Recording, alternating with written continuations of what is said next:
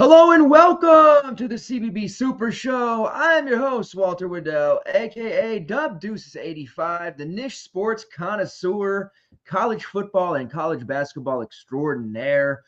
Out here, the last regular season weekend. We're in conference tournament season already for those low to mid majors. Everybody else wraps up this weekend and heads into next week for conference tournaments. It's live. It is amazing. I am so excited. I hope you guys are too. We had a little minor slump, 3-day cold streak, as it were. It happens, ebbs and flows, but today was an astonishingly great day, both early and main slate. Green screens across the board at FTN in the community there. And then prop market, man, was absolutely on fire. So very, very pleased there. And yeah, it's always great. It's always great when you're winning, right? Lots of games happening, lots of stuff to talk about here this evening. Before we get started officially, if you're watching on YouTube or even over on Twitter/X, I would ask and implore you to please come on over, watch us on YouTube, hang out with us there, and hit that like button, smash it even. All of your continued support has been tremendous, not only for the Super Show and myself, but the FTN network as a whole. We're gaining new subscribers. Our algorithm-based interactions are up.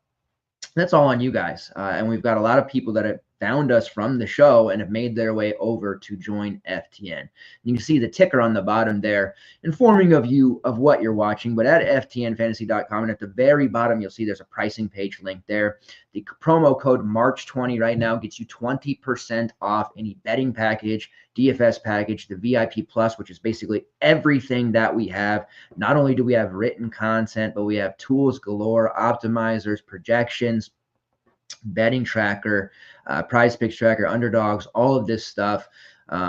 Just everything you possibly could need to be a successful DFS player, better, season long, dynasty, all of that stuff. We're knee deep into the MLB content right now, which is great. There's just a lot of great stuff happening. So appreciate all of you who continue to tune in and show up and show out.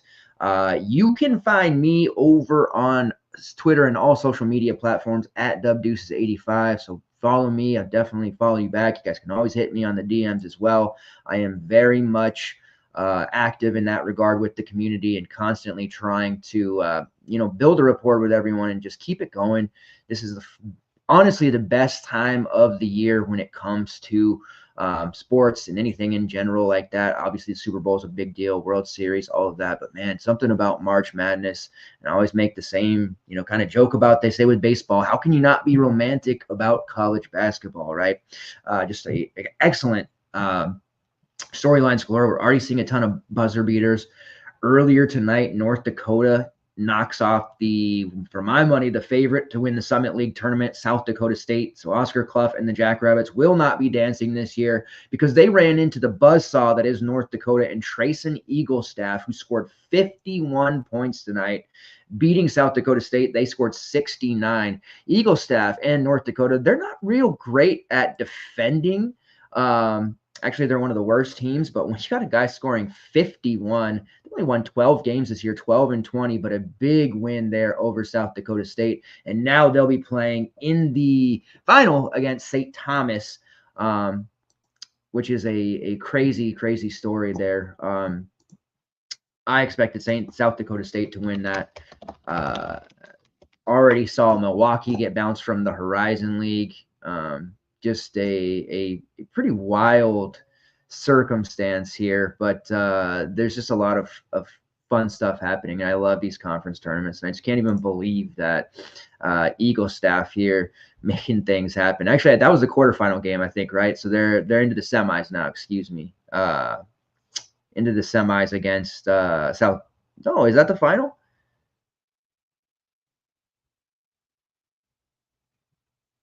Oh, this is the old one. Okay. Yeah, that's the women's. So into the quarterfinals there, with a big win over South Dakota State. Denver lost. There was a lot of weird betting patterns there. St. Thomas. So St. Thomas versus North Dakota. South Dakota versus Omaha. No Jackrabbits in the tournament. They were angling to make it to the third time in the last 4 years. Didn't happen, but Jesus, 51 points. What a stat line. Nelly Jr. Joseph of New Mexico on senior night. A very tough place to play at New Mexico. Shout out to UNLV playing their asses off without Denon Thomas. But a big night for the senior Nelly Jr. Joseph. 26 points, 16 rebounds, 3 blocks, 2 steals. Just phenomenal. New Mexico's going to be a tough out. I do believe with New Mexico winning the MWC Mountain West title, regular season title outright, it's the first time in history. Could be wrong. I went back and looked, and I'm pretty sure this is right. His pops with St. John's, obviously, they won the outright Big East title, and this is the first time in history that a father-son duo have done this in the same season. I believe it's happened before in different seasons, but in the same season. So a pretty big deal there, Patino and his son.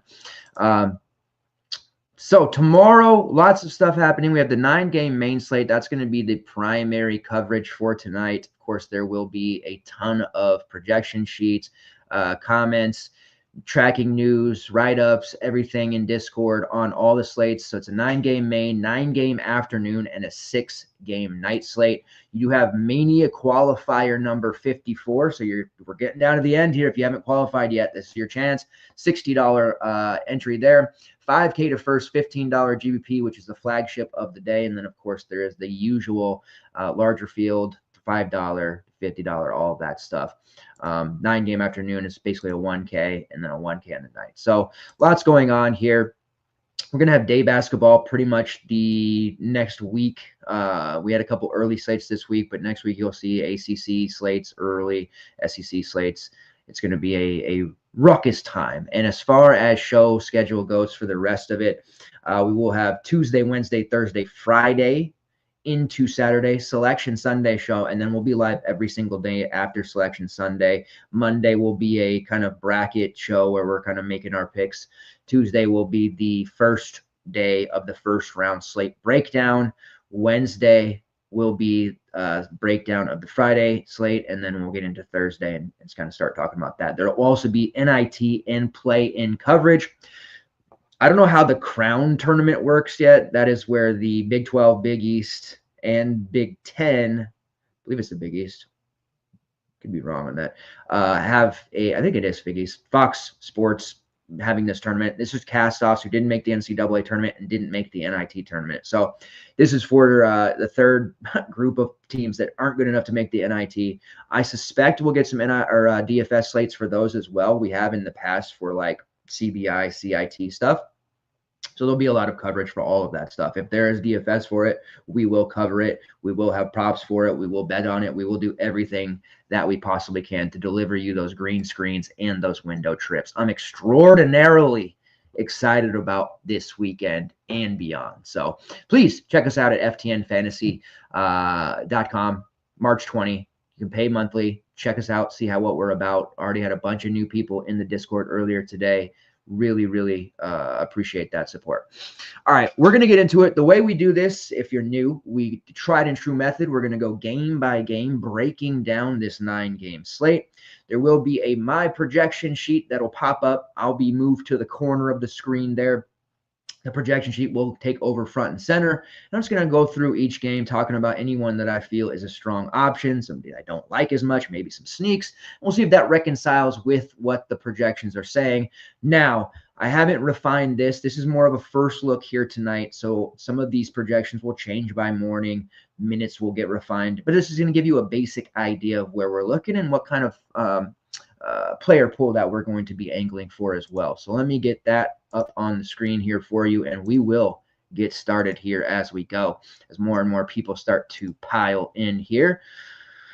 All right. No Adam today. I know last Friday we had the guest host, which everybody really liked. He is covering a high school wrestling tournament. He lives in New Jersey area, East Coast. He is a writer, and he covers high school sports. He's also an editor for FTN. He's a very sharp guy who's been on a hot streak for sure. We'll get him back on the show here for sure next Friday, possibly even more. So no worries there. And we have some plans with Razzle from DFS Army and a couple of other guest hosts coming up. All right, first game on the slate. Let's get into it right now. Here we go. Vanderbilt versus Georgia. This is a total of 149.5. One thing that is noteworthy for this slate, we have a ton of higher total games. Nice high-scoring slate is projected here. I don't typically like those ones. I like the lower scoring, large field, large slates. Those are more my cup of tea because we tend to have an edge there. So less mistakes on this slate are going to be warranted. I like the lower scoring ones because if you make a mistake, you're not as punished as much.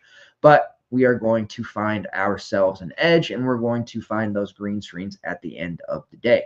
Georgia is a 5.5-point favorite going up against what was a red-hot Vanderbilt team. And wouldn't you know it, this Vanderbilt team, they're going to go dancing. They are 20-10 under first-year coach Mark Byington, who was super successful for 4 years at James Madison, and he was super successful for 5+ years at Georgia Southern. If he keeps this up, he's going to get himself even better of a job. At Vanderbilt, he's done something in year one that Jerry Stackhouse couldn't do, and it's nice because he's running a rotation that makes sense. Now, Vandy has lost a bunch since the calendar turned to February. They have lost, 2, 3, 4, 5, 6 games, faltering a little bit here, but the SEC is tough. Wouldn't shock me if they're competitive here against Georgia and possibly even beating them. For the projection sheet here, A.J. Hoggard and Chris Mannion both still really cheap, 5-1 and 5-3. So you can see they're projecting pretty well. Hoggard has been absolutely crushing it, and I'm so fearful of going to AJ in this spot, but he's only 5-1, back-to-back games over 30 fantasy points. Just when we wrote him off, his minutes were sporadic, he hasn't been playing well, and suddenly he rattles off 2 big games against a very good Missouri team in a game they won, and then they were close against Arkansas before dropping that. But he has been phenomenal, 21-3-6 and 14-5-7. I expect him to be relatively chalky on this 9-game slate, and it's one of those deals where if you haven't been rostering him recently, it's almost worth just continuing the fade, because if he's going to be 30, 40, maybe even 50% in single entry on a slate this size, it's just way too much leverage to fade because there is such high bust potential here. Especially we're talking about on the road against Georgia, and a Georgia perimeter defense that is very opportunistic, very physical, and will force a lot of turnovers. And turnovers is something that Hoggard can have happen a lot. You see it, 5 turnovers against Arkansas, 4 against Ole Miss. Those can rack up quickly, especially on a site like FanDuel. It can get really, really ugly for him. So buyer beware a little bit on AJ Hoggard. I do like Chris Mannion more, just a few hundred more. He has been racking up the stocks, which has really pushed his value upward.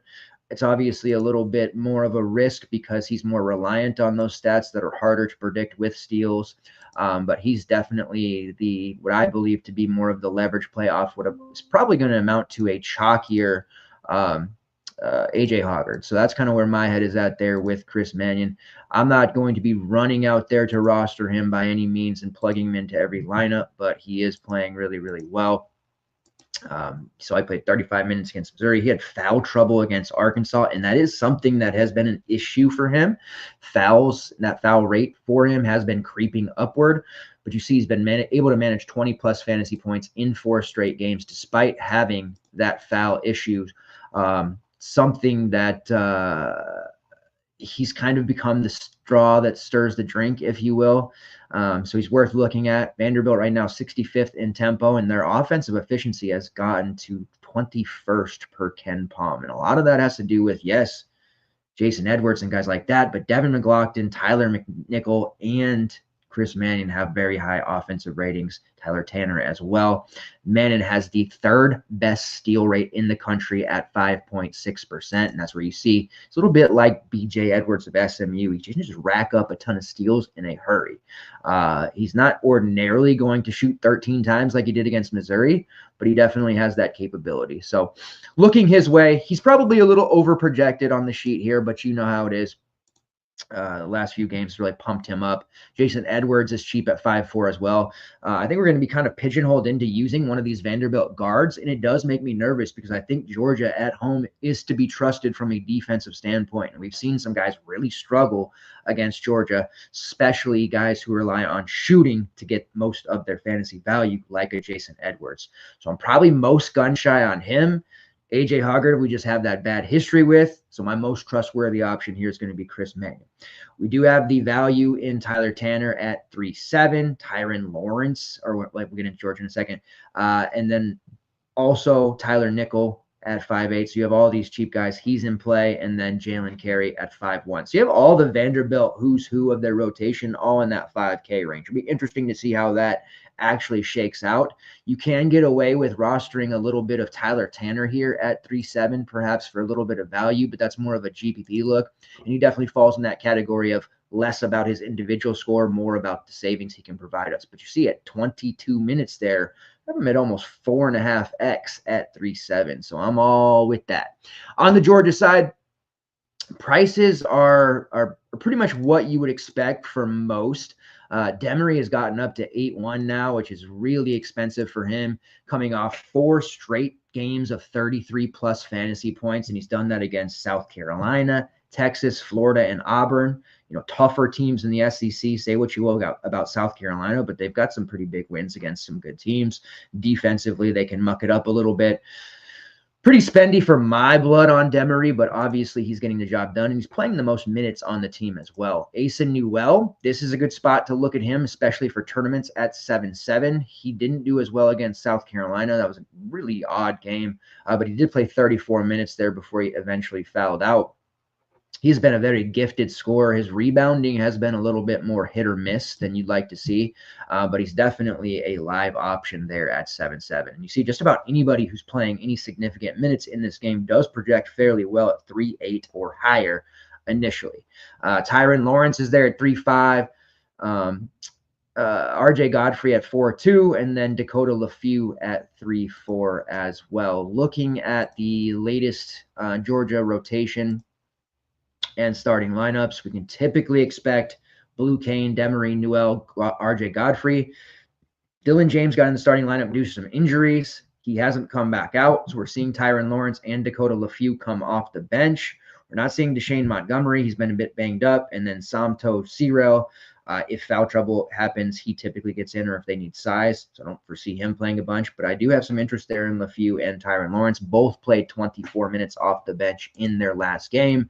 So there is some value there to be had for them.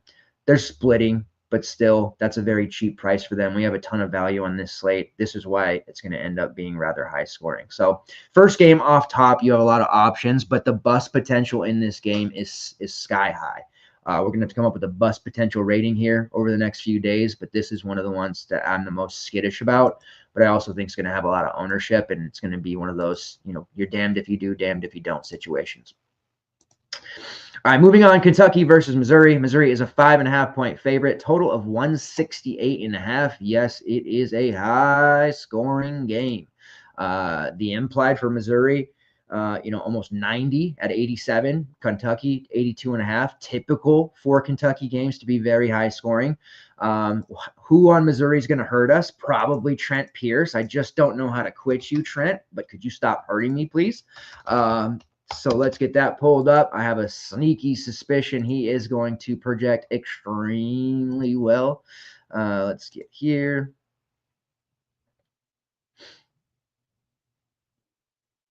I stand corrected. It's only about 4x. We do have to add some box scores from today and stuff to balance out. So there'll be some changes, but it doesn't project quite as well as I would have liked. That's only at 20 minutes where he's been. Anything over that, he's only 4.1, comes with that guard forward eligibility.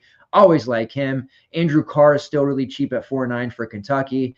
I'm probably going to go right back to someone like Lamont Butler. Now, the Kentucky game last time against LSU turned into a total blowout, and that really hurt us across the board because guys barely played the minutes that we would have projected them for. But I still really like Lamont Butler here in a competitive game at 6.4. I suspect Otega Awe will get some ownership, even though he's priced up at 8.6 after that 40. He's hit 40 in 2 of his last 3. This is a very somewhat important game against Missouri, so expect him to play a ton. Carr is probably the most viable value piece to look at here at 4.9 starting. Foul trouble doesn't typically happen to him, although it has before, but I do expect him to play around 28 to 30 minutes in this game. And at that rate and that price, move him up here about 29 minutes. That puts him up nearly 4.7x. So very good look there for him. As for the Missouri guys, Tony Perkins, Tamar Bates, again, Trent Pierce, they're all cheap, and this is a great matchup. But because Missouri plays a million guys, literally a million guys, it can be very difficult to peg on a game-to-game basis. Caleb Grill is all the way up to 88.4K as well, coming off the bench. He's playing 30 minutes or more off the bench, so he's going to get a ton of shots up and a lot of points here. Probably end up looking at his point prop, but I don't know if we should be spending that 8.4 on him. We're going to have to be a little more economical. And the nice thing is, because of all this value, we're going to be able to go up and make some of these plays like an Ace Baldwin, Cam Jones, Janai Broom, who's got the DVP spot here, Chucky Hepburn in a nice little bounce back spot against Stanford. There's a lot of pay-ups here and quality pay-ups, which hasn't really been the case that much on Saturdays this season, but we do have a nice slate here for that. I would love to play someone like Marquise Warwick or Jacob Cruz, both under 4K, but it's so hard to peg their minutes. Like Marquise Warwick played 21 minutes in a very odd loss to Oklahoma, and he put up a nice score. We've seen him do this several times against Arkansas. In 19 minutes, he put up 22.5. Then he plays only 3 against Vanderbilt. Like, there's just no real rhyme or reason when he's going to play. We know he's offensively gifted. He ruled the Horizon League for years, but those minutes just are hard to peg. If you're one that's running the 20 max, 50 plus lineups, whatever, I would definitely get some exposure to some of these Missouri guys and kind of rotate around. As for putting any in your main lineup, that's going to be a much tougher proposition. Tamar Bates would be a lock and stock barrel type of play if you knew he was going to get the minutes. If this was like, hey, he's playing 30 plus minutes, he's going to absolutely obliterate. That would be the case. But he's one of those ones where could be 15, could be 35. There's just too much in play here, and there's so many cheapies. It's another one of those ones where you're just going to be pigeonholed into making a mistake because there's so many options under 5K. And if you're only running 1 to 3 lineups, it's going to be a headache trying to pin that down and really shrink your player pool down to a level where you feel comfortable. So keep that in mind when you're running with these Missouri guys. But as you can see, all these minutes in the mid-20s, low 20s, which is why some of the projections aren't quite as high as I would have thought. But the Kentucky side is definitely a good look here in a competitive game. All right, moving on to the next one here. Oh, let's see. He made it. Yeah, a little bit later tonight. Once my man Adam told me he couldn't go tonight, I had to go on a little bit later here. We get this plugged in. So I appreciate you on here. Since it's a late night, the missus has the son, so we won't be having to worry about him today. Although a lot of people DM'd me and said it was cool, which I felt good about. But a lot just wanted his pick, so I'm going to have to set my 3. He's going to be 3 on, the 21st already, or the 19th. I have 3 kids' birthdays this month, by the way. 15th, 19th, and 21st. So we'll get him to make some picks next time I have a day show on Tuesday. All right, let's move on to the next game here. St. John's versus Marquette. Marquette a 2.5-point favorite, total of 143.5. Mike Randall, our chief content officer and betting extraordinaire, he's already posting picks in our betting Discord. One in particular stuck out to me that I was already looking at. That was the Marquette minus 2.5. This is a really good spot to bet Marquette. The problem here, St. John's, and this is what we saw with Auburn, and I'm going to get to that at the end of the slate for Auburn, but I'm worried about these teams that have things wrapped up, because why risk hurting anyone? Why put yourself in a position to really have things unravel? And St. John's has already wrapped up the Big East title. They don't need to win this game. They don't need to risk getting anybody hurt, and they have a ton of guys who are just going to be out. So some that are already known and some that aren't known yet. I haven't even had a chance to zero out Davon Smith. We'll do that now. So right now we have several injury designations on the St. John's side, one being Davon Smith. He is dealing with the shoulder issue. Again, no reason for St. John's to put into this game a ton of energy and risk further injury or new injuries. So Davon Smith is going to be shelved for this game, and they'll be ready for the Big East tournament. There is talk of Kadary Richmond sitting out this game. He's dealt with some minor ailments. He doesn't really need to play. And then we have the questionable tag on Aaron Scott, who is dealing with the knee issue. He was limited in their last game, which was the Big East clincher against Seton Hall. He played just 3 minutes. It would be a real surprise if he played any huge amount here as well. And I think what ends up happening here is St. John's allows some of those younger or more unpolished players to play a lot in this game and kind of get them confident, comfortable, and ready for the Big East run, but also the more important run, which is the NCAA tournament. So that means players like Sidiku Ibn Ayo, who did have that spot start a couple of weeks ago where he put up 31 minutes or he put up 27 fantasy points in 31 minutes against DePaul. Against Seton Hall, when Scott could only go 3 minutes, he played 30 in that game. He put up 18. So Ibn Ayo is the one that I'm looking at and thinking this is going to be a really strong play. I haven't really had a chance to edit minutes, so forgive me here as we do it live. Right around 25 minutes, he's just under 4X, potentially playing more. He's already proven with minutes he can get it done. Now, obviously, Marquette's a tougher opponent and on the road, but that's just a cheap price for a guy who's probably going to get volume. So I would expect him to start here with the Davon Smith injury and possibly more guys out, depending on Aaron Scott's status. Simeon Wilcher, who's all the way down at 3-4, he started plenty of times this year when there's no Davon Smith. So I'd expect him to have a nice minutes increase up to 25, maybe even more. So he's a very interesting look there at 3-4. If they decide to shelve anyone else, or let's say RJ Lewis, Zuby Ejiofor play the first half, or they're very limited, play 20 or less minutes. Like, this is a real thing that's going to happen. I feel pretty confident that Rick Pitino is going to sit other guys very, very early. Ruben Prey, they're at 3-1. He played 22 minutes in that blowout win over DePaul. He looked great in that game. 8 rebounds, had a block and a steal, 4 points. So he's another player to look at. And I'm certainly not suggesting that we run St. John's value stacks because I think that's going to be a little bit too low ceiling for us unless it's spelled out. This is one of the first games on the slate, so we'll have that information. If multiple guys are out, Ayo, Wilcher, Prey are starting, like shit, then yes, I'm more than willing to play at least 2 of those guys in my main. As it stands right now, if I'm only able to play one because let's say Scott does try to play, let's say that Lewis, Ejiofor, Kadary are all in as well, I'm only going to want to play one of those values. Ayo is the top priority for me out of that group just because of what we've seen from him the last few games. Wilcher probably more of the safer look in terms of floor and minutes, but he doesn't quite have the upside we've seen out of Ayo, and I think Prey is a lot better than people probably realize. They have a nice group of younger players here. And then Vincent Chukwu, who we saw dominate at USC at times, he should also probably play a little bit more. He dealt with the illness end of February. It's kind of shaking that off. He did play 14 solid minutes against Butler. He's near min price. So we have a lot of cheapies here on the St. John's side. Now, on the Marquette side, ordinarily I probably wouldn't be that interested because, hey, St. John's defensively, they're pretty damn tough, right? But if they're going to be sitting a bunch of guys, there's definitely some interest here. David Joplin's only 6'6". Chase Ross is 5'6". Stevie Mitchell's cheap at 5'5", although I'm almost never playing Stevie Mitchell, full disclosure. Cam Jones is under 10K. There's some interest there for me and him.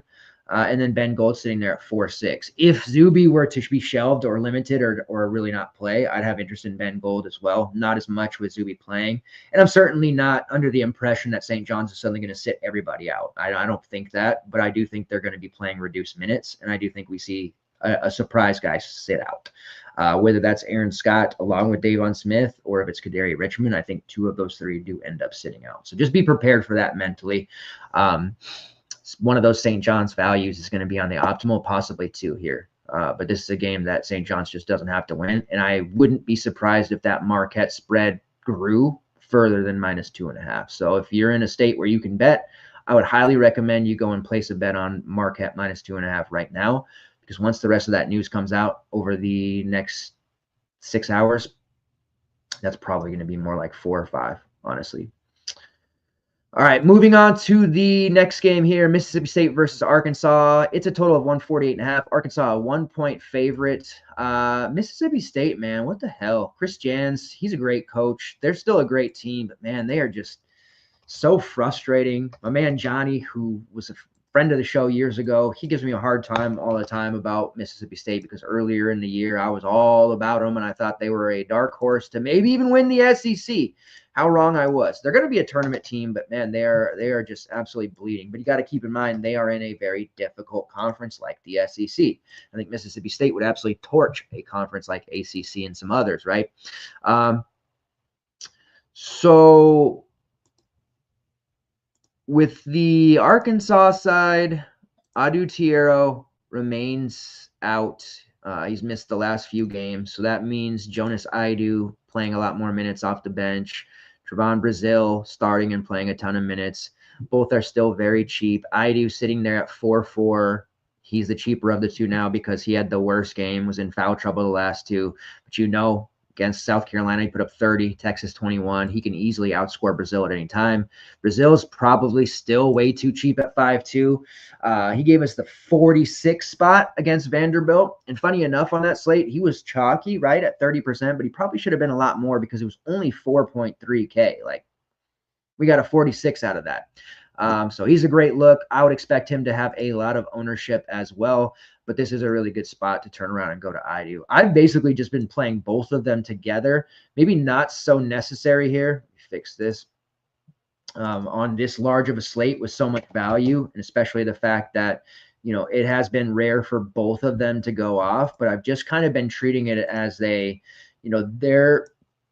their salary together and their total combined points. When you think of it that way, it's kind of just makes more sense.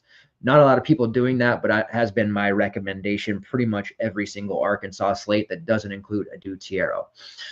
So certainly on board there. Brazil and I do both project over value, probably no surprise. Riley Kugel is only 4-3. He's going to project the best, especially if he gets those minutes now. He has been sharing with Claudell Harris. We've seen Sean Jones play a little bit more. But Kugel did play 36 minutes against Texas. Very close game. Ended up with a 30 spot. His price goes down 300 from it. Make sense. So do expect Kugel to be a very high-owned value piece, and for good reason. But this is another very volatile, fragile value that you need to be aware of. Now, he has played 30 plus minutes in back-to-back games, but he could very easily get rug pulled. In 2 of his last 5, we've seen him play less than 20, and that wasn't due to foul trouble. You just have to be aware. Sometimes this turns into a hot hand situation for Chris Jans. He plays Sean Jones a lot when he's doing well. He plays Claudell Harris a lot when he's doing well. Harris wasn't effective last game, only played 17 minutes, 3 straight under 20. But I would sit here and tell you it would be a mistake to assume that will be the case again, because if Claudell comes out and hits a couple of threes, Kugel gets a foul, a turnover, he bricks a couple shots, it'll easily flip the other way. So Kugel is a slam, yes, but just don't assume that it's an automatic, 10x type of number that you're going to get out of him, because you're not. I do still like Michael Nwoko. His minutes have been dwindling down and down and down at 4-3. Actually, a pretty good spot against Arkansas if he can stay on the floor. And then you have my man RJ Melendez, who is priced at 5-7, but he's just been so steady. Nobody ever rosters him, and he just continues to produce for us at a pretty high level. He was in foul trouble against LSU, so you can throw that game out, but 3 of his last 4, he's been over 22. 2 of his last 3, he's been over 30. So we like RJ Melendez, especially in this spot. You have a very cheap Cam Matthews at 6'7", a cheap Kashawn Murphy at 6'9", and then you have Josh Hubbard, whose price has dipped slightly under 9K just to 8.9. This is a good game. This is a sneakier one because I think most people are going to go to Alabama because of the huge total, and Alabama games are always high totals. A lot of people are going to get involved with Kentucky, Missouri for good reason, and I think this Mississippi State-Arkansas game kind of gets overlooked. Everybody's going to play Trevon Brazil, I'm sure of that, but the rest of these guys in this game, and probably Riley Kugel, but this is a very sneaky GPP stack outside of those 2 chalkier options because people just aren't going to be rostering them. But I could see it being close. It's a 1-point spread, overtime potential. There's just a lot to like in this particular spot. Sean Murphy is an elite GBP play at 6'9". You can see with the 28 minutes that we have there, well over value. Zvonimir Ivicevic has seen his price dip a little bit after a couple of down games. There's always upside there for him. And then Cam Matthews can fill it up in a variety of ways, and he's actually scoring points again. So he is an interesting look as well. 3 straight over 21 fantasy points at that 6-7 price. So definitely a lot of options here as well. It's 4 games in, and we have so many sub 5K options. Just going to be one of those days, one of those slates where we're going to have to mitigate as many mistakes as possible because they are going to be punished hard on a slate like this. All right, next game on the slate, Penn State versus Wisconsin. Love this one. 154.5 total. Wisconsin is an 11.5 point favorite. The implied for Wisconsin, 83. They might drop 90. They may drop 100. This Penn State team, as good, the reputation for Coach Rhodes from the VCU days, just a hard-nosed, defensive-first type coach, and that just hasn't been the case this year on Penn State. They have absolutely been one of the more fantasy-friendly groups in the Big Ten. Maybe not as bad as my Washington Huskies, but they've certainly not been good whatsoever. And Wisconsin is going to deliver a medieval-like performance here. I'm pretty dang sure of that. Let me fix that real quick. Name bridge doesn't always match what DK has, so sometimes you'll see that. All right, you can already see there's some guys projected extremely well. We'll have to fix some of this. Some are over projected. Kamari McGee there at 4K. If he's playing 28, 29, 30 minutes, he's going to just project well, but that's one of those ones where we just have to kind of think. He's such a low option on the totem pole there, and Max Klesmit hasn't been ruled out yet. I don't think he ends up playing, but we'll see. Obviously, if he does, McGee's not worth looking at, but if he doesn't, you've got a 4K guy here who's played 32 and 35 minutes in each of the last 2 games starting over Klesmit. Now, he's only put up 12 and 8. Not exactly a confidence-inspiring, but theoretically, you fire a guy at 4K playing 30-plus minutes against Penn State, he should be able to get you 16. If not more. So obviously the projections think he's going to put up 20 or find that a little bit, but he's obviously looking pretty good here. I'm going to be pretty high on John Tanya, who's only 8.2, John Blackwell, who's only 7.4. Now, Blackwell had a magnificent game, and he is really heating up at the right time. He put up a 25-11 performance against Minnesota, and that was only 2 games after he went for 24-10 against my Huskies. So 2 of his last 3 over 43 DK points, 3 of his last 5 over 33. 21 shots against Minnesota, 19 against Michigan State, 16 against Washington, and 15 against Illinois. He is a freak. He has been way underpriced on FanDuel as well. He's just not even fadeable. Not even a conversation on FanDuel. Whenever Wisconsin is there, you just roster him. He has been absolutely outrageous. And it's crazy how low owned he's been each and every FanDuel slate here lately. Tanya is going to be the forgotten one. That's a low price for him at 8.2. I know that's what he was last slate, but this is a guy we've been having at nearly 10K for weeks. The only thing here is if Wisconsin just batters them so quickly, we might see a reduction in minutes, which is kind of what happened in the game against Washington, where he played just 31 minutes, was at 22, 23 fantasy points. So the blowouts definitely harm Tanya because he's more reliant on his shot than some of the other options on this team, but he's a great GPP look and one of the more elite ones that I think will not have as much ownership as he probably should. Steven Crowell, Nolan Winter, both cheap front court options. I'm okay on them. I typically don't look in their direction, but they're certainly, good on their own right. Prefer the guards. On the Penn State side, Freddie Dion is only 4.7. Remains cheap. He's capable of putting up 20 here pretty much against anyone. Puff Johnson is basically done, shut down for the season here. We've seen 31-plus minutes from Freddie Dion in 4 straight, and he's taken 9-plus shots in 3 of those 4, and he's pretty much made value at this price in 4 of his last 5. He hasn't gone overly above that 4X number, but he's definitely a safer value. One of the probably safest values on the slate, honestly, with a ton of fragile values on this slate. So keep that in mind. Yannick, there are slates to play Yannick. He projects well here because his rates are so fantastic, especially the fact that he's played over 30 minutes in 4 of his last 5, which means he's been able to keep his fouls in check. You see here at over 30 minutes, he projects extremely well. I do think fouls are going to be a problem for him here against this Wisconsin team. So I don't actually think he's going to get to a 30-minute marker. I think we're talking about probably more of a 27, 28 type of marker. So just tread carefully with him as well. And then you have, Nick Kieran, Zach Hicks, Ace Baldwin, the rest of the rotation here for Penn State. Not really moving the needle for me too much.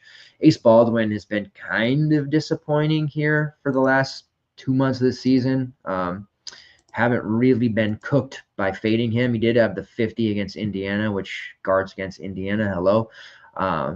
But I don't think we need to go to him here at 9-6 on the road against Wisconsin. So I will leave that to others. But Freddie Dion definitely in the main team player pool for us, along with Blackwell and Tanya. And we'll see how the news breaks for Kamari McGee. Maybe one more shot with him, give him a chance to pay off here, because he really doesn't need to do a lot at 4K. And he's just not making his shots, but he's fully capable of doing so. All right, moving on to the next game here, we have Kansas State versus Iowa State. It's a total of 140.5. Iowa State 6.5-point favorite on the road. This will be one that is more ignored than the others. Coleman Hawkins is back, or did return last game for K-State. This.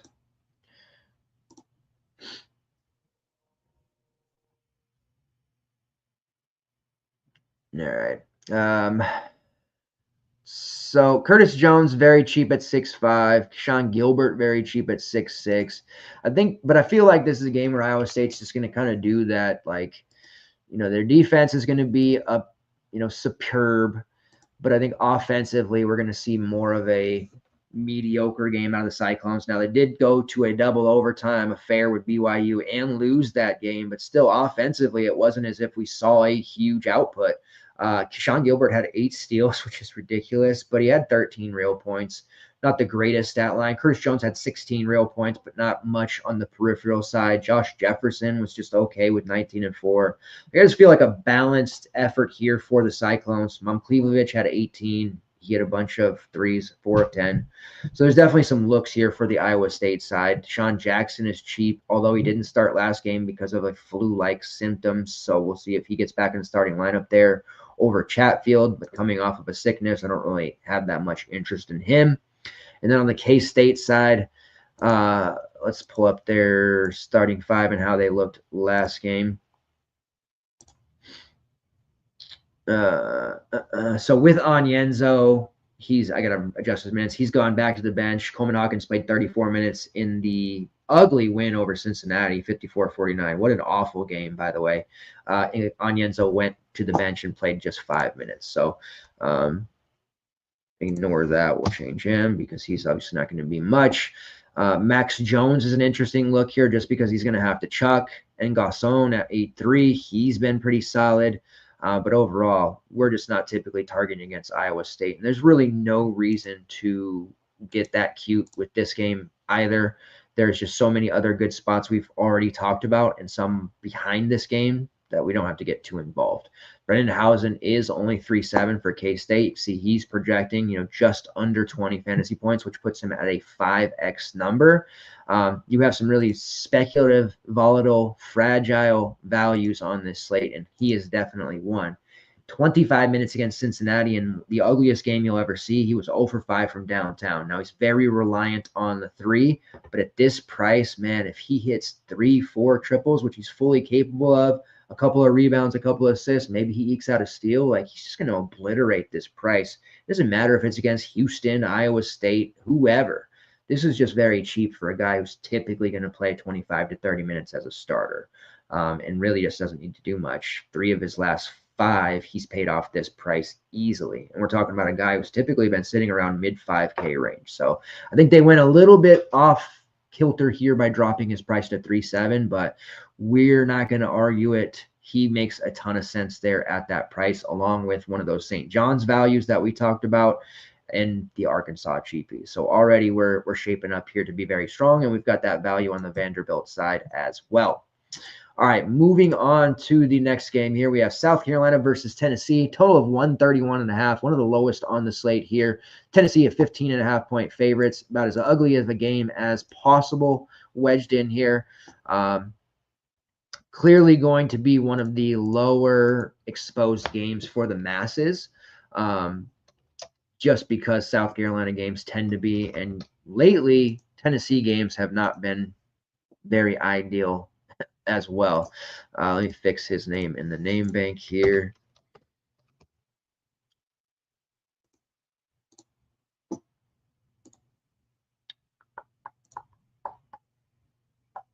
Igor. This happens because of the juniors in people's names. So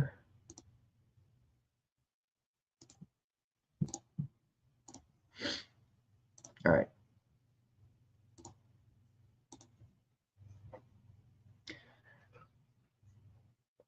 So I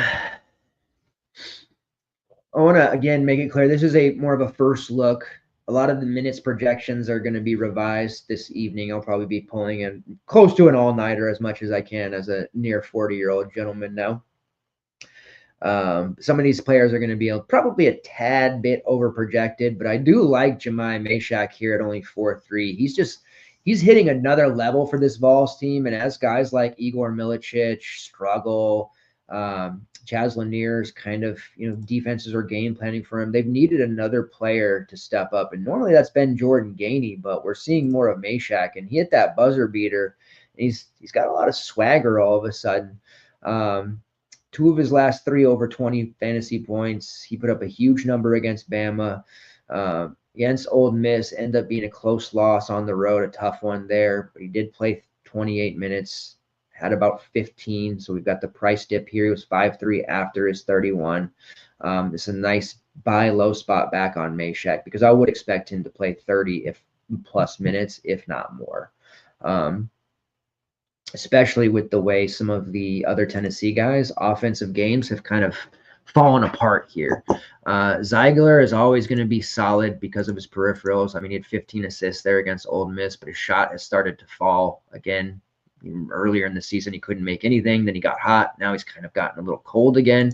Igor Milicic, I don't know. He was sick, and it must have been a combination of things with the norovirus, maybe Tomislav's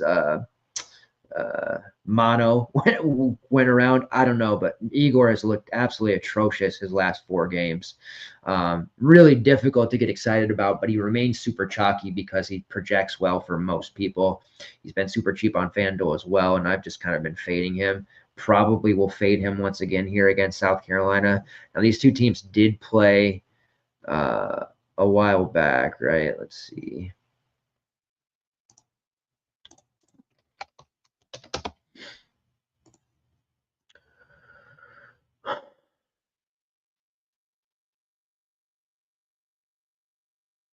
I thought they did. I guess not. It was a misremembering. Could have swore they did. All right, never mind then. Anyways, Igor is a piece of what I expect to be chalk once more that I'm not going to be too high on. You can see at 26 minutes, he's going to project well because he has great season-long rates. Extrapolate that over his last 4 or 5 and just kind of take into account that he's clearly not himself on the health spectrum. I do like Felix Akpara a little bit more, even though he's expensive, on the anticipation of Igor being 30% owned, and Felix being 5% owned. Some built-in leverage there for tournaments. Neither would make my main lineup, but I definitely have some interest there in Felix. As for South Carolina, kicked myself in the ass. Talked about Nick Pringle at length. What was it, last Friday with Adam? We had that Saturday slate with all the value, and Pringle did not make my main lineup, even though we talked him up, and he had a huge game. Definitely still like him. His price is still sub 5K, sitting there at 4.5. He's the most playable South Carolina guy to me. But I don't know that I'm that interested, especially in this spot. We're talking about on the road against Tennessee.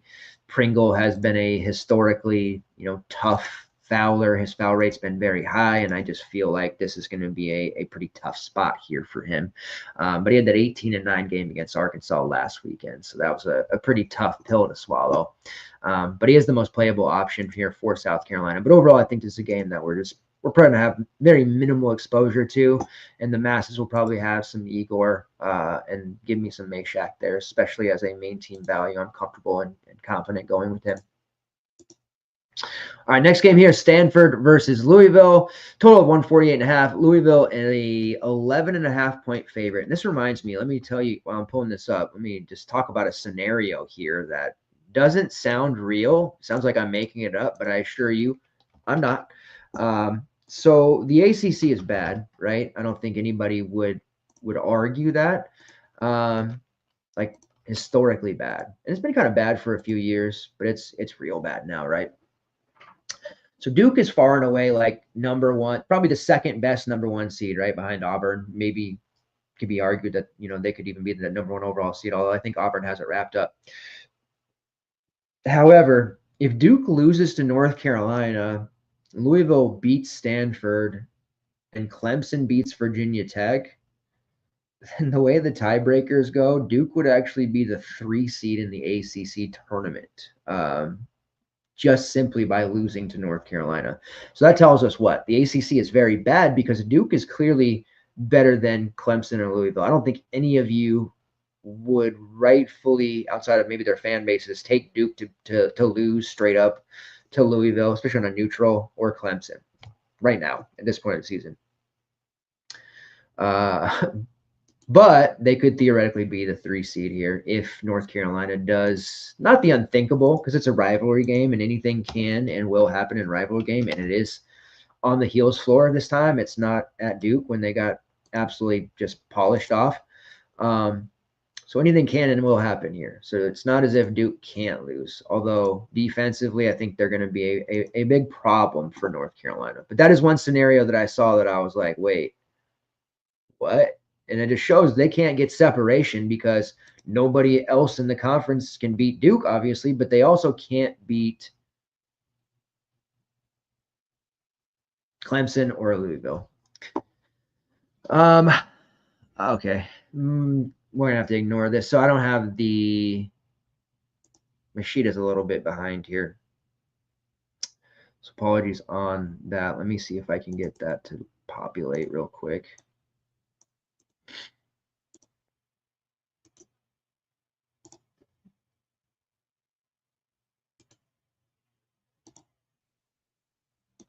All right, that'll at least populate more accurate. There we go. So I didn't have the points in for this game, so I wasn't projecting anyone. All right, so I absolutely love Chucky Hepburn. He's not projecting very well right now. He's priced at 10-2. He's very expensive, but we have so much value on this slate, and nobody's going to roster Chucky Hepburn whatsoever. He has massive steal upside each and every game, especially in this matchup. Can score pretty much at will. The game against Cal, which they had a very easy win in the second half, he had pretty much everyone on Louisville, not named Terrence Edwards, had a bagel through the first 10 minutes of that game. And on the Cal side, too. Like, I don't even know. I didn't watch that game, but I have no idea how it's possible for basically everyone that was a starter on both teams, aside from Jovan Blacksher and Terrence Edwards, to all have not just 0 points, but 0 fantasy points as well. Like, mind-boggling stuff. So Hepburn had a 0 through 10 minutes and still ended with a 36. Just shows you how damn good he has been. Again, nobody's going to roster him. He's going to play 37 minutes. Maybe the game gets out of hand. Maybe it doesn't. Like, Louisville has a chance to maybe move up in the ACC tournament seeding. Like, they're not going to take their foot off the gas. And they already have, like, barely any bench pieces because of their injuries, right? So Hepburn's going to play 36 or 37 minutes. I love Chucky Hepburn. I think he's an excellent pay up. I'm more apt to play Hepburn on this slate than I am Janai Broom. Even though I love DVP against Bama, I'm gonna get into talk here about Auburn in a second, but Chucky Hepburn is probably my favorite pay up on this slate. And I know he doesn't project well, and I know it's a weird spot, but man, I just feel like he is absolutely going to have one of those games where he has 5 steals, he hits a ton of threes, has like 25 real, has 9 assists, like maybe a double double. He's just going to put up a really big number. Stanford's turnover rate has been bad, but it's from like offensive fouls, shot clock violations, just basically literally they don't get it stolen quite as much. But I just really like Hepburn here, so it'll be a decision for me, especially when we have Maxime Reynaud on the slate, right? But I think Hepburn is going to be a GPP winner on this slate and possibly on the optimal for the Mania seat. So that's my spiel on Chucky Hepburn. Terrence Edwards had a monster game, 43, 35 real points. I saw the stat with Rain Smith, Terrence Edwards, Chucky Hepburn.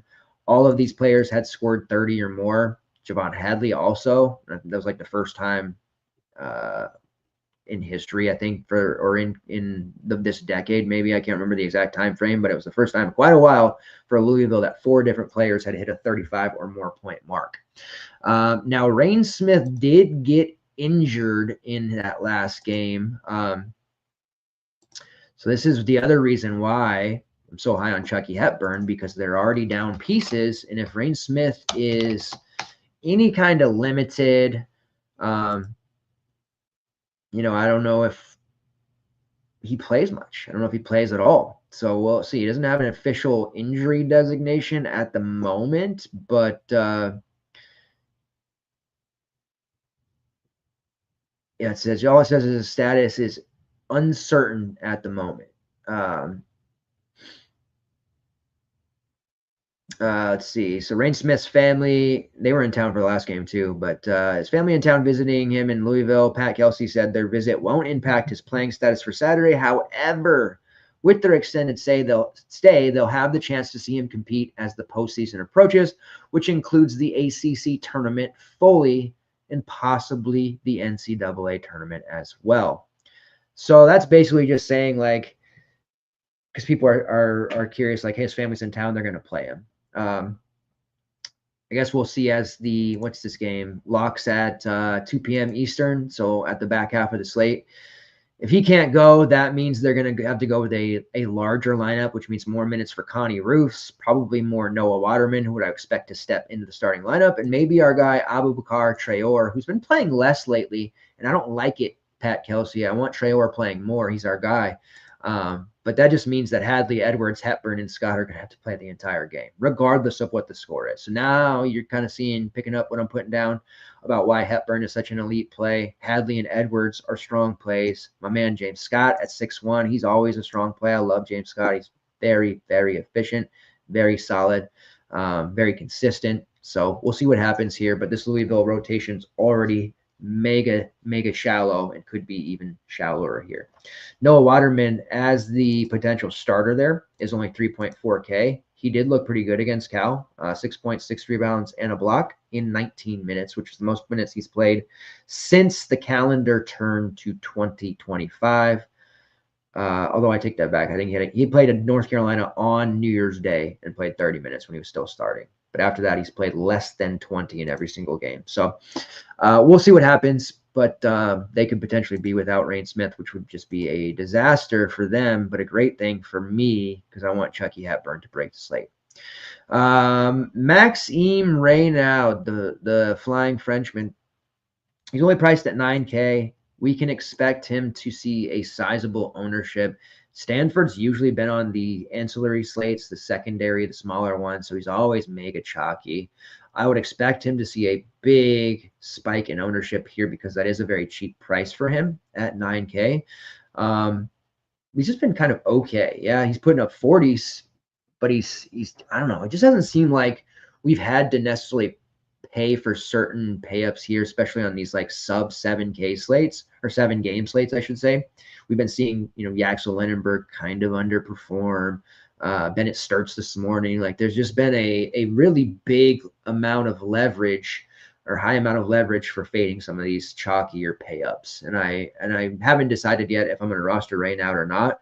I recognize the price for him is obviously under at 9K, and the matchup against Louisville, it's a little bit better than you probably imagine because of all the injuries that they do have. They don't have anyone who can really guard him at that size. So he's his own worst enemy if he can't stay out of foul trouble. Isaiah Sellers had a horrible, horrible, horrible game in their last one. 27 minutes, 2 points, 3 fantasy points. It was awful. Had him on FanDuel. It wasn't a fun experience whatsoever, but that's made his price down there at 4.4. I do worry about him being one of those victims of some of the Chucky Hepburn steals, but Sellers is going to have to score and score a lot here. So this is a very interesting price for him because majority of the season he's been around 7K and a key component to the team. He's dealt with some injuries and missed some time, but they're going to need him to play 35 plus minutes here. Yes, the emergence of Benny Gieler and Ryan Agarwal has helped with some of Blake's struggles, but they're still going to need him. Sellers struggles. They're still going to need him a ton.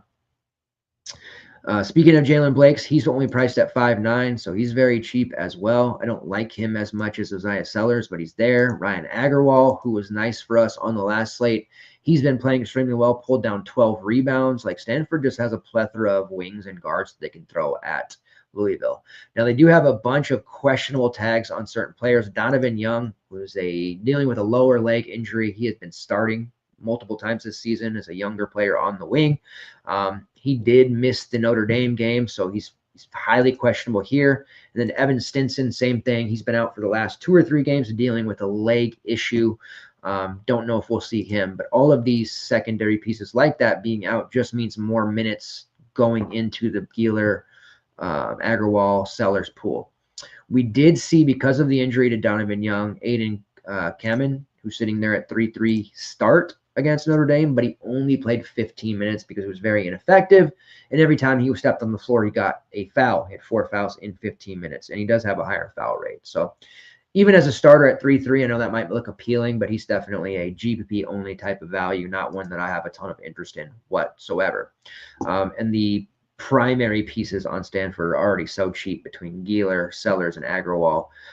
Chisholm Akpara also somewhat interesting, but he only played 9 minutes last game. That makes me skittish after playing 20 plus in the previous 2 games. When he plays 20 plus, he makes value. When he doesn't, he won't. It's one of those, do you have the almanac handy to let me know how many minutes he's going to play, and we can project him accordingly. But definitely on Sellers. Certainly going to have exposure to Benny Gieler, who's there at 4.2. He's played 27 plus minutes in 3 of his last 4 as well. And he's put up 18 plus fantasy points in 3 of his last 4. So Gieler there soaking up all of those minutes too. I think there's definitely some merit to a mini stack of this game, which I don't know is going to be on a lot of people's minds. But I think it could work out quite well. All right, last game on the slate here. Alabama versus Auburn, total of 178.5. Let that sink in for a minute. 7.5 point favorite is Auburn. Alabama suddenly skidding. They're obviously still a very dangerous team, but that whole living by the 3 thing, dying by the 3 thing can sometimes still rear its ugly head. So out of their last 6 games, they've won 2 losses to Florida at home, on the road against Tennessee, on the road against Missouri, and then a home loss to the same Auburn team that was 94-85. Now, you would think this is an easy spot to bet Auburn because, honestly, when both teams are at full strength, have everyone available, I do think Auburn is the better team. And I'm probably not saying anything outlandish. They're better than everybody. But Alabama can definitely run with these guys when at full strength. But I do kind of like the Alabama bet here because I'm really worried. I was more worried about Auburn than I let on last slate because having everything wrapped up, SEC title-wise, number 1 overall seed-wise, I just was very nervous in that road game against Texas A&M. And they just came out flat, very flat. And then this really alarming trend that we're seeing with Janai Broom, he's getting a minor injury every single game. And I know, and I realize he's playing hurt. Everybody at this point in the season has bangs, bruises, cuts, scrapes, sore, everything. And I know he's playing with more injuries than he's letting on and what the coaching staff is telling us. But every single game, he gets a stinger, gets a shoulder injury, gets a leg injury, heads to the locker room for 5-6 minutes, then he's back. Like, they got to be careful, because that's at least what happened last game in the Texas A&M game, at least the 5th time that's happened in the past month and a half. And that is a very alarming thing for me. And it should be an alarming thing for the rest of you as well, because I know everybody is going to roster Janai Broom, and I'm certainly not going to sit here and say, don't do that. That's an awful decision. That's a great decision. Janai Broom is one of the best players in the country, one of the best, if not the best DFS asset, and he's in a matchup here against an Alabama team that we have habitually and consistently played their front court options against and absolutely raked. Alabama cannot defend the front court whatsoever. Despite having Amarui and Mo Diabate, 2 really good shot blockers and rebounders, they just get pelted in the front court because of the way that they play, the pace, the possessions, the long rebounds. We just continue to play guys like Janai Broom against them. So at 10.8K, yes, it makes all the sense in the world to use him. He put up 53 against this Alabama team last time they played on the road. 19 points, 14 rebounds, 6 assists. It was a monster game. Monster game. And if we're going to sit here and say Auburn is, 100% engaged for this game, Janai Broom's going to play 35 minutes, when he played 34 against Bama last time, he's going to play 34 minutes again. Everything's good. He's going to play through. He's healthy, good to go. Like, yes, why wouldn't you? You have so much value on the slate. You could easily fit Janai Broom. But I'm getting kind of tired of rostering him at, 70% ownership and watching him brick out. Now, I got really lucky, I guess I could say it that way, because I had him against Kentucky like all of you did. But against Texas A&M, there was a lot of other options on that slate from a more of a balanced approach. So I just didn't roster him there. And obviously it worked out good. He had under 20 fantasy points. So I already got my fade of Broom in. So that's why I'm in this weird spot now, because can I possibly get away with fading him again in the nut matchup that I just never fade against? You guys know I value and prioritize DVP above most of things. So there's really no reason not to roster Broom other than how engaged is Auburn actually. Is Janai Broom going to be limited? Do they need to play him 30-plus minutes? They lose this game to Alabama. It doesn't matter one damn bit. Alabama's a more desperate team. They want to get a win here. It's a great opportunity for them, but just not the same for Auburn. So I do feel a bit sketch. At least they're at home here as opposed to being on the road against Texas A&M last time. But I think Alabama's in play. I think the plus 7.5 for Bama here is in play, and it wouldn't surprise me one bit if when the game locked, that was a closer spread. So decision to be made there. You're going to have to base your entire slate. You're going to have to, when you start your lineups on this slate, you're going to have to immediately ask yourself, am I rostering Janai Broom or am I not, and build from there. That's one you just want to plug in and see what values you need to get to, and then go to the other guys in that 6 to 8K range that you like and see how you can fit those pieces together. Because once you make that decision, then you'll have your pathway that you're going to go. If you are choosing to fade Janai Broom, then you obviously have to roster somebody else on this team. Chad Baker, that is who I went with last slate without Broom immediately. He put up 30. It was fine. Just such a slow start for Auburn, and he was one of them. He did have a nice 15, 3, and 5 performance with 2 blocks, 30-plus minutes. So I do like Chad Baker-Mazara here. 7K, price drop 200, guard forward eligibility. Big discount of 3.8K from Broom. If you can get within 10 to 15 fantasy points of him, I feel like it's the right move to play Baker over Broom if I make that decision. Everybody else on the team is pretty much priced where they should be. Like, I'm almost never paying nearly 7K for Miles Kelly. I know he's been great, but, I'd pay this price for him at Georgia Tech. Just not so sure I'd pay that price for him at Auburn. Even the last 2 games, he's been really good. Chaney Johnson is a very cheap 5.3 price. I feel like this is a trappy price that's going to suck some people in. Now, he has played 22-plus minutes in 3 straight. But if they're at a full availability on all their roster, It's just really hard to get behind using him. Tahad Pettiford had a massive game against Texas A&M, 19 real, massive game against Kentucky, 21 real. He's been great, and they're playing him more, back-to-back games of 34 and 35 minutes. Now, he's done that with Denver Jones, shelved, banged up. He was available last game, but then didn't end up playing. So be careful if you're planning to go to Pettiford. I know that price looks great. Here, let me pull this. That price looks great for him. I know he's very solid ordinarily, but with Denver Jones around, I'm definitely concerned, if nothing else. And you can look at 30 minutes. Yeah, big slam, 5.6x. But with Denver around, what's he playing? More like 24, 22, like still projects pretty well, but definitely leery there. If Denver Jones is full allotment starting, playing 25 plus minutes at 4.8, he's obviously going to project well. Might be a little bit over projected there for the most part. But these are the things you're going to have to decide with all these variety of values that we have. I also like Dylan Cardwell as a GPP value at 4.8. He was very close to being on my roster last slate without Broom. Didn't quite get there on him, but he did have a nice performance. 2 steals, 8 points, 3 rebounds. Put up around 18 to 19 fantasy points.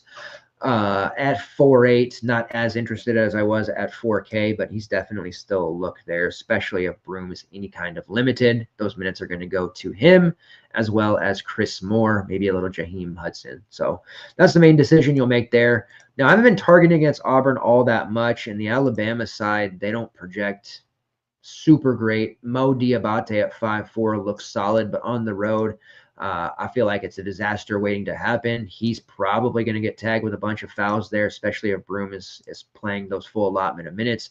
Same can be said with Cliff Omarui. Like, I'm just not taking any front court guys against Chennai Broom right now, especially with the uncertainty of how engaged and how many minutes those guys are actually going to get. Grant Nelson is very interesting at 5.9K. Was banged up. Weren't even sure he's going to play against Florida. He did. He had 10 points, 4 rebounds, 3 assists. It was fine in 29 minutes. But these mediocre performances have caused his price to dip significantly. I think he's more of a single entry play. I don't know how much upside he could possibly have here against Auburn, but that price definitely has me interested. That's what I got to say. Against Auburn at home, he had 12 points, 12 rebounds. He had 31. 31 at 5.9 would be absolutely amazing, probably close to optimal. So depends on if you feel like he's healthy enough. But price-wise, GPP-wise, he's a great look, but I just worry if the upside will actually be there. Phylon at 7K. Don't think I can get there. Back-to-back games over 30. He's fantastic. He's going to be so good without Mark Sears. I love LeBaron Phylon. He could have been a Kansas Jayhawk, but thank God he plays for Alabama. Aiden Holloway, a value at 4.7. Offensively, they're going to need him this game. So I know he's played less than 20 minutes in back-to-back games. Expect him to play more like 24, 25, somewhere in that range. He's an interesting look there at that price in GPP. And then Chris Youngblood, still starting, priced at 4.1. He's had some rough outings because he's so reliant on his scoring, but he's going to need to shoot a ton. He has been shooting a lot. This is one of those prices where he hits a couple threes, adds a couple peripherals, maybe a steal or two. He's going to obliterate, but it is tough if he shoots 2 for 11, which is a very real possibility. He had 11 fantasy points against Auburn last time they played, and that was in 30 minutes. So it's not as if he's a ringing, endorsement of a strong value here on this slate. But overall, I think the Bama side is probably going to go under-owned by the masses, but there is some interesting looks here, especially if you feel that the desperate team like them can get hot or cover, or possibly even win this game, which is a very real possibility here, especially if Chennai Broom ends up playing sparingly in the second half. And that might just be a bunch of BS, but I think it's on the table. All right, so that takes us to the end of the slate. As you can see, there is a ton of cheap. It's like a rerun of last Saturday. We just have all this endless amount of value at our disposal. So there's going to be some mistakes to be made. And the one that makes the least amount of mistakes with those cheapies will be the one that ends up at the top with the mania seat and all of that other good stuff. I think it's less about the payups this time I think the ones that we have available to us all end up scoring relatively close to where it won't matter quite as much. But where I think it's going to matter the most is those 3-5 to 5-5 spots where, a bunch are going to deliver 2x, 3x, and there'll be a handful that put up a 5, 6, 7x number. And if you don't have them, that's going to be the separation. If you do have them, you're going to have a good slate. And that's never fun when you have to rely on those guys because there is that big amount of volatility with them. So when you're building, put a special emphasis and pay attention closely to the values that you're using. I think news on this slate is going to be a big edge, which is pretty typical for Saturdays because most people set it and forget it. Ron Popeil style. Shout out if you know who Ron Popeil is. I'm not going to tell you, but if you do, I respect it. And just miss that news and don't make adjustments. So the St. John's game being early in the slate kind of takes away some of that because people will be ready to make those decisions. So if Io starts, he'll end up being chalky. But later in the slate, perhaps we get something unexpected. And then in the afternoon and night slates, especially with any injury news, that'll be our time to take advantage of it. There's just really pays for itself on the community sub that we have with the Discord. Like the tools are great. Projections are great. Like everything's going to make you competitive, but having that Discord access for niche sports, especially where we're posting starters, news, and all that stuff, it's just a huge advantage over the field. And you would still be surprised to this day how many times a player gets ruled out or somebody ends up starting and the ownership doesn't reflect it or people didn't change fast enough. Still happens all the time. So I just wanted to give that as a spiel. Let's do this, and then we'll rattle off some cores here.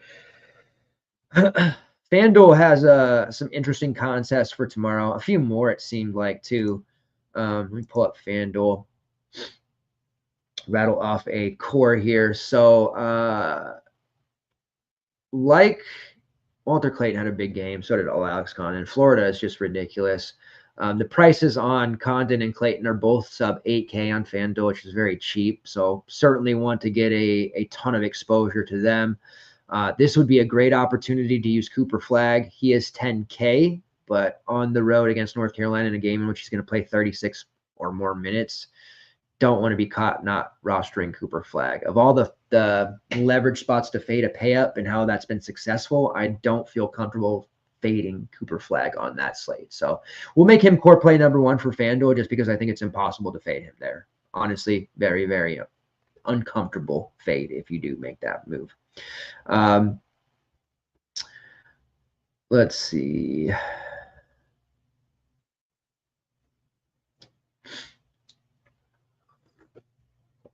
Arizona playing Kansas on this one. That's going to be an interesting game. Kind of like Arizona in that one.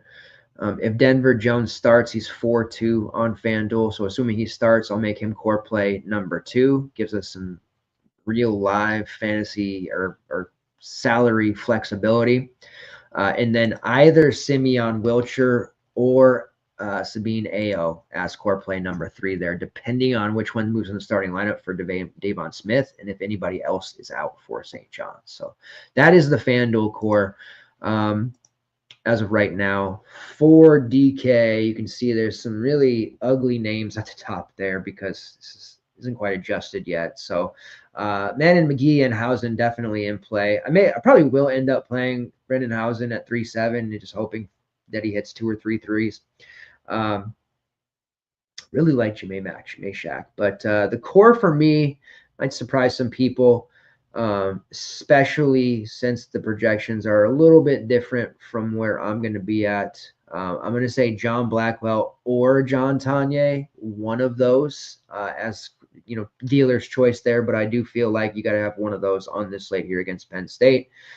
Core play number 2 for me is going to be Isaiah Sellers of Stanford. I just think that price of 4-4 is too cheap for him.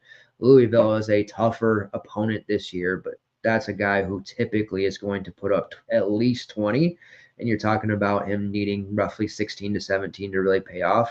think he's going to get more. So we'll make Isaiah Sellers core play number 2. And then the third member of the core there, again, there's so much value, but Riley Kugel at 4-3. After seeing him play 30-plus minutes in back-to-back games, I feel confident there.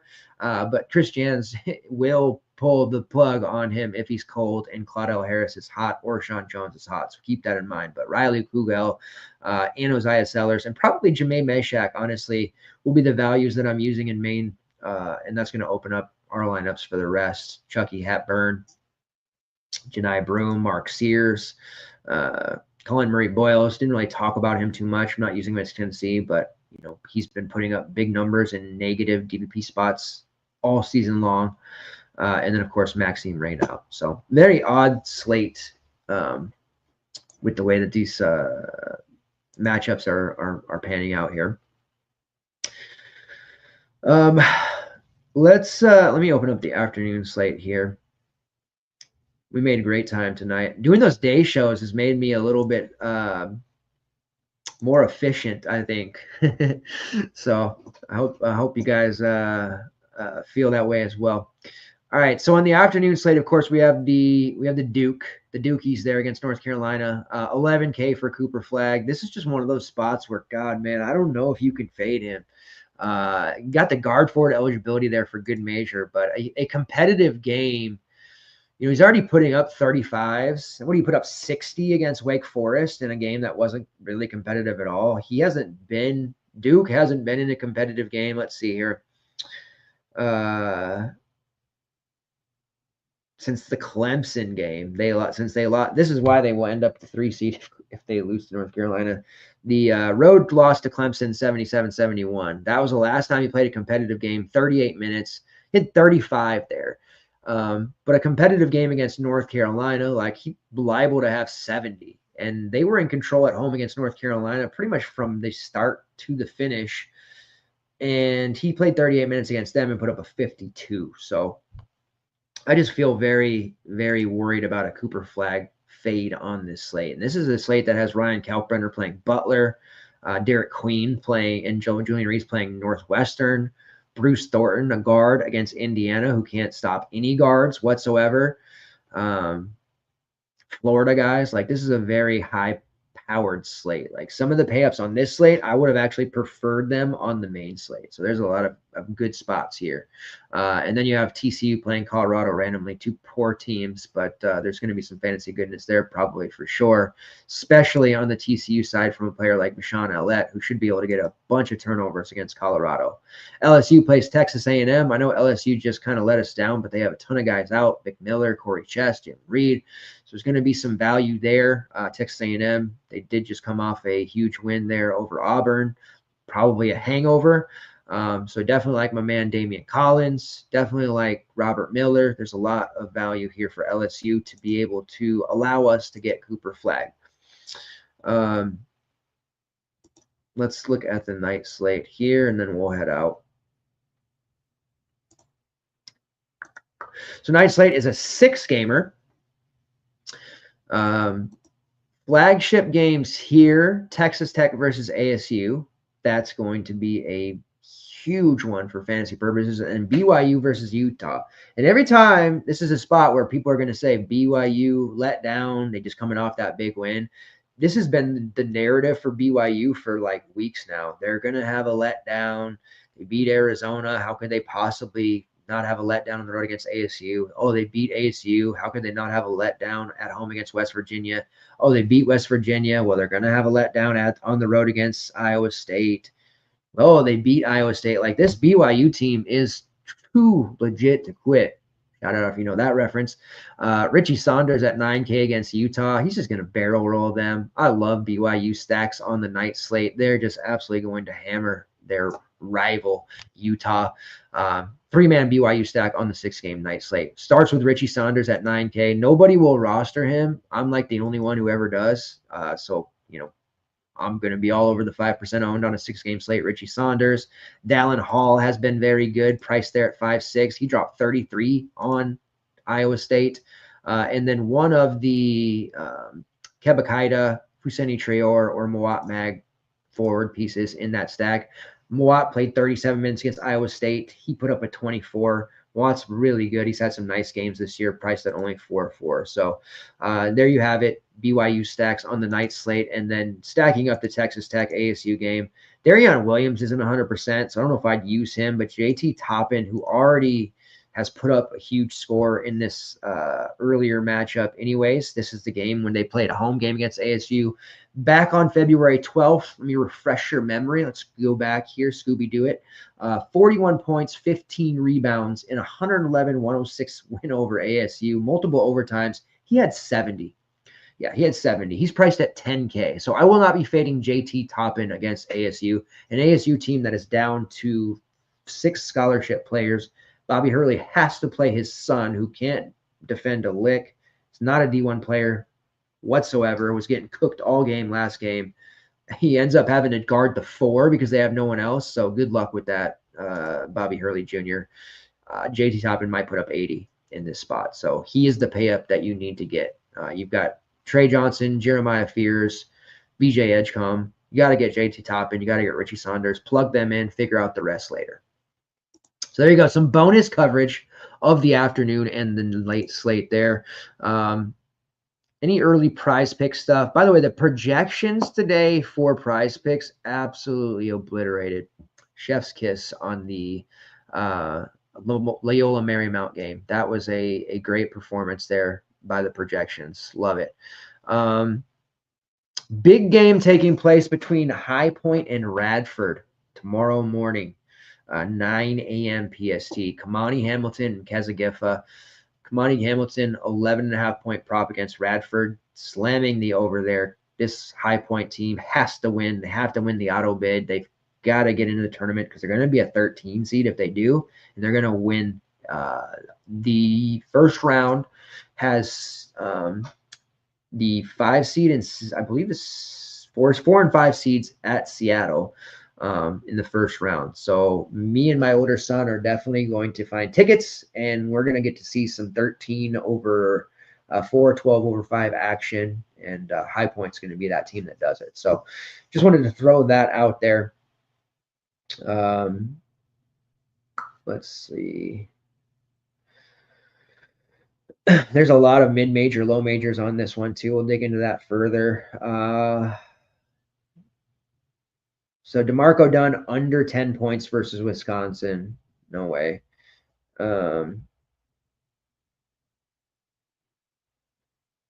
Chucky Hepburn over 16.5 points versus Stanford. You already know I'm all over him. Sellers has a prop of 12.5. I'm not going to take it, but it shows you how underpriced he is on the slate there. FDU taking on Central Connecticut. This is a battle for the auto bid here. Central Connecticut expected to win this tournament, but you know what? FDU has our guy Terrence Brown. Love Terrence Brown. He's going to deliver a huge game here. His point prop is 18.5. I do like the over for him. I think he puts up a 30 in the spot for what it's worth. We have Georgetown taking on DePaul. It's going to be all kinds of fantasy goodness here. We'll see what Micah Peavy's PRA is, because he might put up a huge number, which CJ Gunn just did too. 30.5. I can't take that, but I understand it. I understand it. CJ Gunn, his PRA is 23.5, 16.5, 22. I would go CJ Gunn over 17.5 points plus assist here against Georgetown. Love CJ Gunn. Probably going to transfer again. He was originally at Indiana. He's crushing it for DePaul. He needs to be on a winning program, although DePaul is turning it around. So got to like that. And then I will take the under 14.5 points on Kadary Richmond. I don't even know if he's going to play, but if he does, I don't think he's going to play much. So I'll take the under. I'll probably end up taking a lot of unders on St. John's here tomorrow. Once the projections are refined, we'll see. But those are my prize picks plays. We'll have underdog plays added to the article that will be dropping bright and early in the morning. Time you wake up, it'll already be there ready for you to consume. Projection sheet out early for the main slate. Projection sheet out early for the afternoon slate, probably like 1 hour after main. But we'll be around all evening, all night, all day. Usually take a power nap on Saturday, so I'd fall out for about 2 hours there midday, but I'm in it to win it. Feel free to hit me on DMs, emails, or a text if you have my number. I always answer all of that, get to rapping and talking about hoops with just about anybody who wants to. But if you ever have any questions, comments, concerns, needs, please feel free to reach out to me. We are building something special at FTN with our community. I'm very, very excited about it, and I appreciate you guys continuing to support us pretty much every single day. So you guys have been great in that regard. And we're going to be doing some heavy duty shows here in the next 2 weeks. So continue to support us, continue to show up, show out. The guests that we have planned are going to be great. And the Selection Sunday show is going to be excellent. So you don't want to miss that. But we'll get out of here. On the way out, please make sure you hit the like button if you haven't done so already on Twitter/X, retweet, repost, likes. All of that stuff helps us a tremendous amount. And if you're not following me already at DubDeuces85, that is what you want to go to on Twitter and every other social media platform. We just released on IG 3 players to watch in conference tournaments, although one of them has been eliminated, Oscar Clough in South Dakota State. But Aniwa Tate Jones of UC San Diego, RJ Lewis of St. John's, lots of good players there. So check that out on our IG.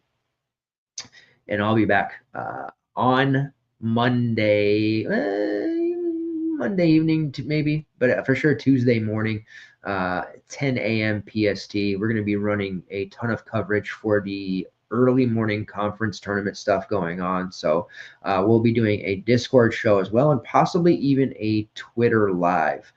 So lots of content here. Make sure you have those notifications turned on for both my account as well as FTN Fantasy, so you do not miss a single solitary thing. It's March Madness. Let's go. Appreciate it, guys. Take care, and I will see you in a few days here, but hit me up this weekend. Green screens and window trips. Please share those as I see them. If you take down any big tournaments this weekend or profit in general, I love to see it. Appreciate it. Take care.